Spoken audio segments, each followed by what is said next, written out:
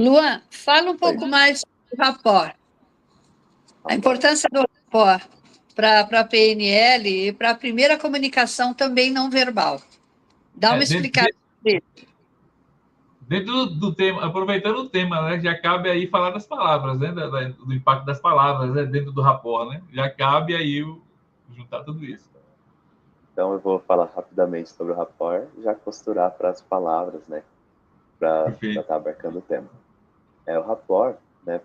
O rapport e a calibração são as duas habilidades mais essenciais da PNL, principalmente no que se refere à comunicação. Porque, primeiro, a gente percebe o não verbal da pessoa. Depois, a gente vai entrando em rapport com aquilo que a pessoa vai trazendo para a gente. Então, o que seria o rapport, né, para quem não conhece? Quando a gente está com pessoas parecidas, a gente sente uma espécie de sintonia. Eu sempre dou esse exemplo aqui. Às vezes você conhece alguém, parece que você já conheceu essa pessoa faz muito tempo. Nossa, parece que a gente se conhece há tanto tempo. Essa sintonia, isso é o que a gente chama de rapport, né? E é possível a gente usar algumas estratégias para gerar essa sintonia, essa harmonia na nossa comunicação. E uma delas é a gente começar a espelhar a pessoa, né? Então a pessoa cruza os braços, você vai lá e cruza também, depois de alguns segundos. A gente também não espelha só diretamente, a gente também faz o espelhamento cruzado, né? Então às vezes a pessoa cruza os braços, você cruza as pernas. Às vezes a pessoa está fazendo isso aqui na mesa, né? Fazendo isso aqui, você pode bater o pé na mesma velocidade, no mesmo ritmo. Você vai fazendo alguns espelhamentos no tom de voz também, né? Se a pessoa fala muito devagarzinho, se falar muito rápido, a pessoa não vai entrar em sintonia com você. Então você também vai falando devagarzinho. Mas se a pessoa fala mais rapidamente, vai gesticulando para cima, você também vai falando mais para cima, falando mais rapidamente. Então você vai espelhando e acompanhando algumas manifestações da comunicação da pessoa. Isso dá para fazer em vários níveis, né? O comportamento é o mais conhecido, né? Que eu falei agora. Mas às vezes a pessoa tem uma crença, e você espelha essa crença da pessoa também, ou algum aspecto que você achou importante que você concorde dessa crença, e isso vai gerar um rapport em um nível ainda mais profundo. Né? A pessoa, quando ela está na identidade, já tem um senso de missão, e se você concorda com isso, faz sentido para você, espelha também a missão, né? Que isso vai criar um senso de rapport mais intenso. Então, tem várias maneiras de gerar rapport. Então, dentro do tema, a pessoa também vai trazer a linguagem dela, né? Tanto as palavras como a forma como ela diz as palavras. Então, as palavras em si, né, é muito comum, às vezes, a pessoa repetir muito algumas palavras. Eu mesmo tenho isso, né, bastante. Então, às vezes a pessoa fala assim, porque é importante ter determinação, porque determinação é uma coisa fundamental. E em outro momento da comunicação, você fala, não, porque determinação. Você começa a incorporar isso na sua comunicação também, falar, então, realmente, determinação, né? Tem um dia que eu também tive muita determinação, você vai espelhando mesmo as palavras que a pessoa utiliza, mas também tem o tipo das palavras, porque se a gente pensar que a gente tem os nossos 5 sentidos, e a gente tem preferência para algum desses sentidos, tem pessoas que tendem a ter uma preferência mais visual, tem pessoas que tendem a ter uma preferência mais auditiva, né? Tem pessoas que tendem a ter uma preferência mais sinestésica, nas sensações. As pessoas também manifestam isso nas palavras, né? Eu vejo que você falou algo que é muito claro para mim, então está muito nítido isso que você acabou de me mostrar. Tudo isso que eu falei agora, pelo menos 90% foi visual. Né? Nítido, mostrar, ver, tá claro, brilhante. São palavras que remetem ao sistema visual. Os auditivos também acontece, né? Então, um dia eu estava conversando com outra pessoa e eu falei para ela o seguinte, falei isso, aí ela me respondeu o seguinte, a gente foi entrando em sintonia, né? Conforme a gente foi conversar, sintonia, falar, palavras que remetem ao sistema auditivo. E sinestésico também isso acontece, né? Nossa, eu estava dirigindo o carro, né? Estava pesado o carro, né? Mas eu fui dirigindo com uma certa firmeza, porque é importante a gente dirigir com certa leveza, leveza, pesado, leve, são características do sistema sinestésico. E as pessoas elas vão se comunicando utilizando as palavras que indicam o sistema representacional que é mais dominante para ela. E se a gente espelha isso nela, é como se ela estivesse entendendo, nossa, essa pessoa fala a minha língua, né? Porque se a pessoa é visual, muito mais no visual, e vem alguém falando no sinestésico, é quase como se ela falasse inglês e ela chegasse ali no espanhol, com um sotaque bem carregado no inglês. Então, se você fala a mesma língua da pessoa, ela se sente compreendida, ela se sente né, que entra em rapport, cria aquela sintonia que a gente conversou, né? Nossa, parece que a gente conhece tanto tempo, a gente se entende, a gente... Né, e dá para fazer rapport de várias maneiras. Então, dentro do uma tema... coisa que eu percebo também é a definição da palavra para a pessoa.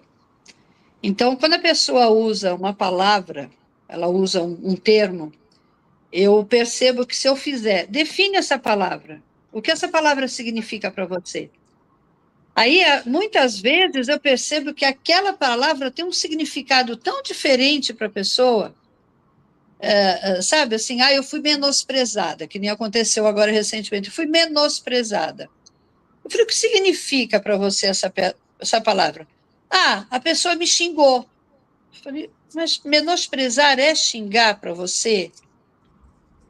Menos, então menosprezar, você se sentiu menos, aí ela, foi, então percebe que você está usando uma palavra errada no sentido que você quer, então vamos procurar um outro significado. Então isso também percebi já, Luan, cuidando das pessoas, e onde eu percebi isso? Quando eu estive em Portugal, palavras que nós usamos aqui, lá tem outro significado, coisa boba, por exemplo, para nós aqui é bolso, lá é algibeira. Isso é um exemplo. E aí, quando meu marido falou, né, pega tal coisa na algibeira, eu falei, mas define para mim o que é isso. Ele falou, tá na calça, onde eu guardo. E aí, isso me fez perceber que muitas palavras que, às vezes, uma pessoa tem, ela usa com aquele significado, é o próprio signo, né? Que aí o Carl Jung vai usar, né? São os signos. Não é o mesmo signo que eu creio, que eu acredito, porque aquela palavra não tem tanto peso. Então, isso eu também já percebi. Então, muitas vezes ocorre, sim, da pessoa estar falando comigo e eu dizer, peraí, define essa palavra para mim. O que para você essa palavra significa? E aí eu noto o peso que aquela palavra tem para a pessoa. E aí eu falei, não, vamos mudar. E aí, quando ela encontra um outro sinônimo, aquele peso deixa de existir. É muito interessante. A pessoa passa a não. Se for assim, então não foi tão feia assim a discussão. Não foi... Então, isso também acho muito interessante na PNL, que nos ensina isso, né? O Sapos em Príncipes, ele fala muito, né, sobre isso, né, sobre a definição de palavras. E eu acho que a PNL dá esse aprendizado para a gente também. Se você quiser seguir nessa linha de raciocínio. Nossa, Angélica, que bom que você falou isso agora, porque quando eu estava pensando na live hoje, eu estava pensando sobre, assim, um dos assuntos mais impactantes e poderosos no que se refere às palavras no PNL, é a prestidigitação, você sabe, né? A prestidigitação linguística, prestidigitação verbal, que é a gente entender as estruturas de crença, que são bem profundas, e através das palavras ir modificando essas crenças. Só que eu falei, não vou entrar nisso, porque é um assunto muito profundo, envolve vários conceitos, e você falou de uma maneira muito simples, né? E acabou que abarcando esse tema que é, assim, fantástico. Muito legal que você trouxe isso, e é exatamente isso. Tem um dos padrões, porque são vários padrões de prestidigitação, um deles é a redefinição. Às vezes a pessoa pega uma palavra, né, e aquela palavra está associada a uma crença, e você ainda fala assim, o que isso significa para você, né? A crença, ela tem essa estrutura, né? O que isso significa, né? Uma coisa significa outra, uma coisa causa a outra, né? E aí você aliciando essa estrutura e você ainda modificou a palavra, fez uma prestidigitação e modificou a crença da pessoa, mudando o impacto, a maneira que a pessoa se sente. E um dos padrões é justamente esse, mudar a palavra para uma que é quase um sinônimo, que não negue, né, o que é de importante naquela palavra, para também não mascarar, mas que sutilmente muda a palavra e o impacto é muito menor, né? E foi exatamente o que você fez. Então, às vezes a pessoa fala, nossa, eu tô com pavor de tal coisa. Você fala, então entendi, você tá com esse medo, né, de tal coisa. Então, já é uma palavra que gera menos impacto, medo e pavor. Ou às vezes a pessoa fala, nossa, tô com medo, entendi, você tá com esse receio, né, de que isso aconteça. Então, você muda as palavras e a crença da pessoa dá até uma aliviada, assim, da pessoa, nossa, realmente. Então, meu, que legal que você trouxe isso, Angélica, porque... Eu vou dar um exemplo que aconteceu comigo, vê lá, de criança isso. E eu não sei o que eu estava falando em casa, minha mãe era espírita, né? Ela gostava do tema de espiritismo e tal. E, de repente, eu falei alguma coisa, minha mãe disse assim, nossa, você é uma ignorante. Nossa, aquilo para mim me pesou tanto. que a minha mãe me chamou de ignorante? Eu falei, ai, mãe, a senhora me ofendeu. Ela falou, não, ignorante é aquele que ignora, é aquele que não tem o conhecimento. Então, a palavra ignorante para ela não era pejorativo. Você é ignorante, você ignora o tema, você não estudou. Então, por que você está falando sobre isso? Você não estudou? Achei que você estava me xingando. Então, quando eu falo a palavra ignorante, às vezes, olha, você ignora o tema. Então, desculpe, eu não me leve a mal, você é um ignorante, é aquele que ignora. Então, às vezes eu falo isso, a pessoa também leva um choque, do mesmo choque que eu levei lá atrás. Então, eu tenho muito isso, né? A força da palavra, que para uma pessoa, eu vou usar uma expressão, né? Um homem pode ser vagabundo, aquele que não trabalha. Mas você não pode chamar uma mulher no feminino dessa palavra.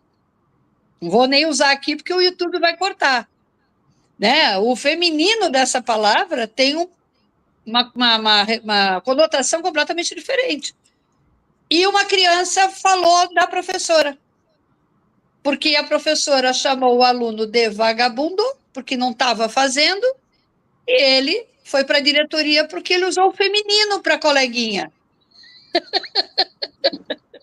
Ele só chamou o feminino. Aí ele falou, não, ela é menina, então usei o feminino da palavra. Então, isso é para perceber como uma palavra, às vezes, tem uma expressão de conotação que ofende quem ouve. E a pessoa, às vezes, fica ofendida para o resto da vida. E aí, quando, ai, caramba, não era isso que ele queria dizer. Às vezes, uma amizade já foi desfeita, um empregado já foi mandado embora da empresa, uma situação. Então, aí vai bem. As palavras, quando elas são usadas, elas não são pensadas, elas podem, sim, provocar grandes confusões. Aí continua o Luan. Bom, sobre isso das palavras, né, novamente a questão do nível de identidade, né? Tipo, a mãe chega, você é ignorante. Não, você fez uma coisa ignorante. Mas, curiosamente, ela já deu um significado ali, né, que mudou toda essa percepção da palavra. Né? Isso é muito a ver com ressignificação de crenças também. E, realmente, a palavra, ela não tem significado em si. Né? É a gente que dá significado para as palavras, o nosso mapa de mundo. Né? As palavras, elas são como molduras vazias, né, que a gente joga, e a pessoa vai preencher essa moldura com o mapa de mundo dela. E no modelo Milton, né, no nosso conversacional, é a arte de jogar as molduras de maneira bem vaga, né? Você já jogando as molduras ali, de forma que o inconsciente da pessoa vai preenchendo com os recursos que ela precisa para que ela consiga os efeitos que ela deseja. Então, é muito importante essa distinção, né, de mapa não é território, porque se a gente percebe que a pessoa está falando algumas palavras, a gente não diz assim, nossa, essa palavra que você falou é isso. Não, eu quero saber o que a pessoa deu como significado para essa palavra e oferecer palavras melhores para que ela, né, tenha emoções melhores. Então, eu gostei muito desse ponto.